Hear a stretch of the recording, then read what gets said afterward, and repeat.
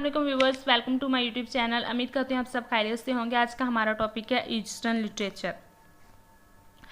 The term Eastern literature derived from authors of the 1720 and 1730 themselves who respond to a term that George I of the England preferred for himself. While George I meant the title to reflect his might, they instead saw in it a reflection of ancient Rome's transitions from rough and ready literature to highly political and highly polished literature. Because of the absence of metaphor, the period from 1618 and 1750 was called the Eastern Age by critics throughout the 18th century. The literature of the period is overtly political and thoroughly aware of critical didactics for literature. It is an age of experience and scandals, of enormous energy and inventions and outrage, that reflected an era when English, Scottish and Irish people found themselves in the midst of an expanding economy, lowering barriers to education, and the streaking of industrial revolutions. The most outstanding poet of age is Alexander Pope, but Pope's excellence is particularly in his constant battle with other poets and his Skinner's seemingly new classical approach to poetry is in competition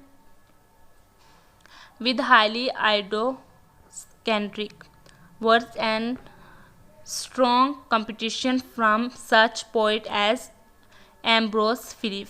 It was during this time that James Thomas produced his Melancholy, The Season, and Edward Young wrote Night Thoughts.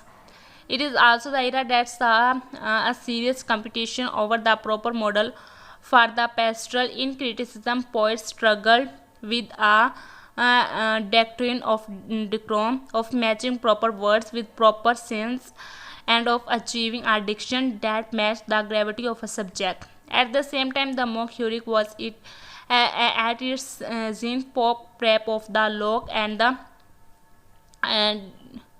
Deanside are still the greatest mock heroic poem ever written.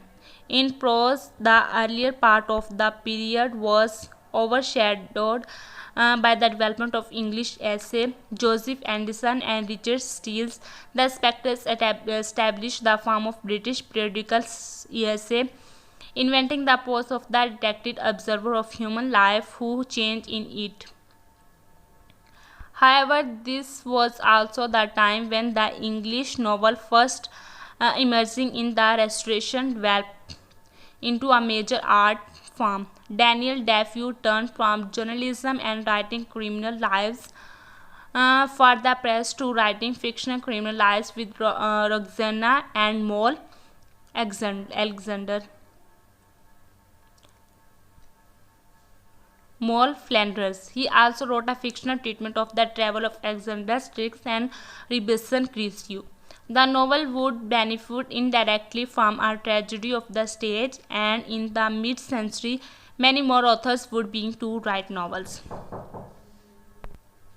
If Addison and Steele offered one type of prose, then Jonathan Swift did another. Swift's prose style is unmannered and direct, with a clarity that few contemporaries matched. He was profound skeptic about the modern world, but he was similarly profound distrustful of nostalgia. His saw in history a record of lie and vanity, and he saw in the persist and madness of vanity and lies core Christian values were essential, but these values had to be muscular and restive and developed by constant rejection of the game of confidence men and their gods. Steve, A Tale of Tub, announced his capital analysis of the claim of the modern world, and his later prose works such as his work with Preachers, The Restro Longer, and most of all his dissertation of pride is Gulliver Travels left only the individual is a constant fair and humility safe after his. तो ये था हमारा आज का topic. उम्मीद करती हूँ कि आपको आज की वीडियो पसंद आई होगी। पसंद आई है तो वीडियो को लाइक कीजिएगा, शेयर कीजिएगा, चैनल को सब्सक्राइब करना मत भूलिएगा। Thank you.